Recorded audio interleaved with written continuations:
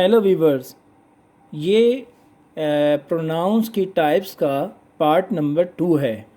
इसमें आप इसकी टाइप्स का पार्ट नंबर 5 यानी डिमॉन्स्ट्रेटिव प्रोनाउंस और इसके आगे बाकी रिमेनिंग पार्ट्स हम डिस्कस करेंगे। इसके अंदर मैं आपको इनको समझाऊंगा।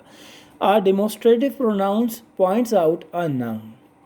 डेमोन्स्ट्रेटेड माने बताने वाला, समझाने वाला, एक्सप्लेन करने वाला प्रोनाउन पॉइंट्स आउट बताता है, जाहिर करता है नाउन के बारे में।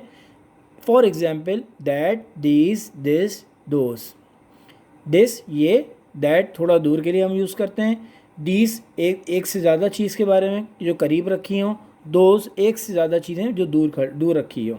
अब मैं आपकी एग्जाम्पल इसके सामने समझाऊंगा। यानी डिमॉन्स्ट्रेटिव प्रोनाउन सीधा सीधा आप ये समझ लें कि वो प्रोनाउन है जो आपको बताता है, समझाता है, पॉइंट आउट करता है नाउन के बारे में। For example that is a good idea. ये अच्छा आइडिया है, ये अच्छा ख्याल है आपका। अब ये दैट जो है वर्ड, ये डिमॉन्स्ट्रेटिव प्रोनाउन है जो कि आपको शो कर रहा है, बता रहा है, पॉइंट आउट कर रहा है नाउन के बारे में। नाउन क्या है इसमें? Good idea. नाउन हम इस आइडिया को भी कहते हैं, सही है। तो ये इसको पॉइंट आउट कर रहा है। सेकंड एग्जांपल देखें, these are the best cartoons. ये कार्टून्स क्या नाउन्स हैं? ये नाउन्स के बारे में क्या बता रहा है आपको? इंडिकेट क्या कर रहा है?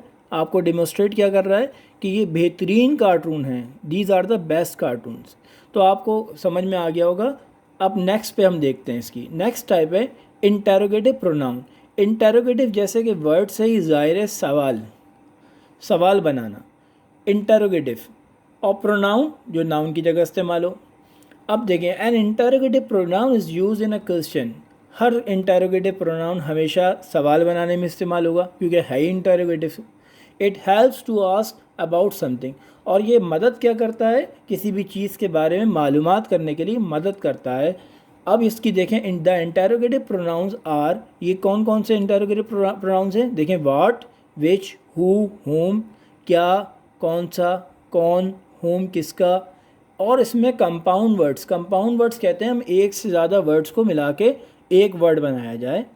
अब आप इसमें देखें, compound words ending with ever, ever के साथ ख़त्म हो रहे हो। फॉर एग्जांपल कौन से word? What ever, which ever, who ever, home ever. तो ये सारे क्या हैं? इंटेरोगेटिव प्रोनाउंस हैं। इसमें कंपाउंड वर्ड्स भी हैं और सिंपल क्वेश्चन वर्ड्स भी हैं।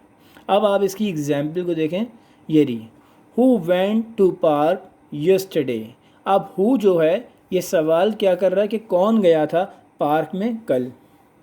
ये हु क्या है? ये इंटेरोगेटिव प्रोनाउन है। अब आपके पास नेक्स्ट इसकी टाइप है इनडेफिनेट प्रोनाउंस। इनडेफिनेट प्रोनाउंस किसे कहते हैं? पहली बात, इनडेफिनेट के मायने क्या हैं ये समझ लें हम। इनडेफिनेट का मतलब ये है जो चीज़ क्लियर ना हो, वाजे ना हो, मखसूस ना हो। पहली बात, प्रोनाउंस जो नाउन की जगह इस्तेमाल करेंगे हम। अब इसकी रेफ़र हम समझते हैं कि ये इंडेफिनेट प्रोनाउन सीधा सीधा उन चीज़ों को या उन आदमियों को या लोगों को इंडिकेट करता है जिससे हम स्पेसिफिक मखसूस नहीं कर सकते, या हम जिस चीज़ के बारे में वाजे ना हो, क्लियर ना हो किसी चीज़ के बारे में।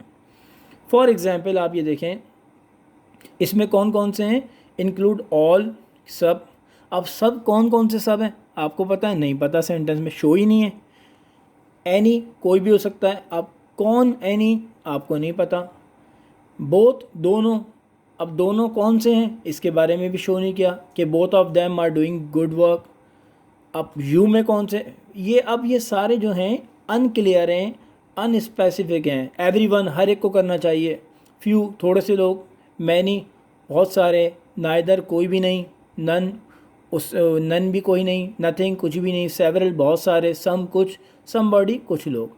तो ये देखें, इसमें तमाम चीज़ों में आप वर्ड्स को समझ सकते हैं कि ये क्या ज़ाहिर कर रहे हैं, कि ये वो ज़ाहिर कर रहे हैं जो चीज़ क्लियर ना हो, वाज़ेह नहीं है। अब आपके सामने एग्जाम्पल नंबर 1 आपके सामने और ज़ाहिर करेगी कि किस तरह अनक्लियर है ये प्रोनाउन, इनडेफिनेट प्रोनाउन क्यों कहलाता है। समथिंग स्मेल्स गुड, कुछ जो है कोई चीज़ जो है बड़ी अच्छी उसकी स्मेल आ रही है। अब आपको क्लियर नहीं है कि कौन सी चीज़, लेकिन आपको अच्छी खुशबू आ रही है, तो आप क्या कह रहे हैं? Something smells good. तो सिंपल इसके अंदर ये आप समझ सकते हैं कि वो चीज़ जो क्लियर ना हो, वो चीज़ जो डेफिनेट ना हो यानी इनडेफिनेट हो, स्पेसिफिक ना हो, तो हम उसको इनडेफिनेट प्रोनाउन कहते हैं। एक और एग्जांपल देख सकते हैं आप, many like burger with chips. इसमें मैनी पीपल भी लिख सकता हूँ और क्लियर हो जाएगा कि बहुत सारे लोगों को बर्गर के साथ चिप्स पसंद है। अब मैनी पीपल कौन है आपको नहीं पता, आप अक्सरियत की बात कर रहे हैं कि अक्सर लोगों को पसंद है बर्गर के साथ चिप्स खाना। अब हम नेक्स्ट इसकी कैटेगरी है रिलेटिव प्रोनाउंस। रिलेटिव प्रोनाउंस, पहली बात तो ये कि इसके मायने समझें, रिलेट करना, किसी चीज़ से मिलाना। Are relative pronouns introduce a clause. हम क्लॉज कैसे कहते हैं, पहली बात ये समझ लें आप। क्लॉज हम कहते हैं कि वो ग्रुप यानी कुछ अल्फाजों का मजमुआ that refers to a noun, जो नाउन के बारे में रेफ़र कर रहे हो, बता रहे हो, यानी कुछ अल्फाज जो नाउन को बता रहे हो उसे हम क्लॉज कहते हैं, पहली बात। और अच्छा, अब ये क्या होता है, और a part of sentence that describe a noun, या कुछ ऐसा पार्ट्स ऑफ सेंटेंस जो नाउन को डिस्क्राइब या नाउन को बता रहा हो। सही है, तो ये हम कहते हैं इसको रिलेटिव प्रोनाउन।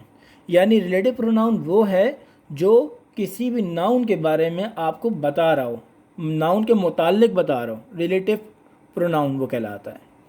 अब रिलेटिव प्रोनाउंस क्या क्या हैं, डैट, विच, हु, होम।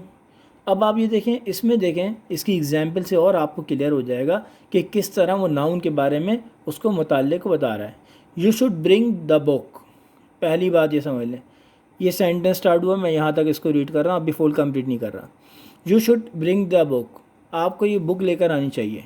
अब मैं इसके आगे रिलेटिव प्रोनाउन लगा रहा हूँ जो इसके मुताल्लिक बताएगा, दैट यू लव मोस्ट, आपको वो बुक लानी है जो कि आप जिससे सबसे ज़्यादा प्यार करते हो, या सबसे ज़्यादा आपको जो पसंद हो। तो ये डैट का वर्ड जो है वो क्या इंट्रोड्यूस कर रहा है आपको, कि वो डिस्क्राइब कर रहा है कि वो बुक जो आप सबसे ज़्यादा पसंद करते हो, यानी ये रिलेटिव प्रोनाउंस है। सही है, तो ये बहुत आसान है, आपको क्लियर हो गया होगा। रिलेटिव प्रोनाउन जो कि नाउन के बारे में रिलेट करता हो, नाउन के बारे में बताता हो आपको। अब आ जाए रिफ्लेक्सिव प्रोनाउन।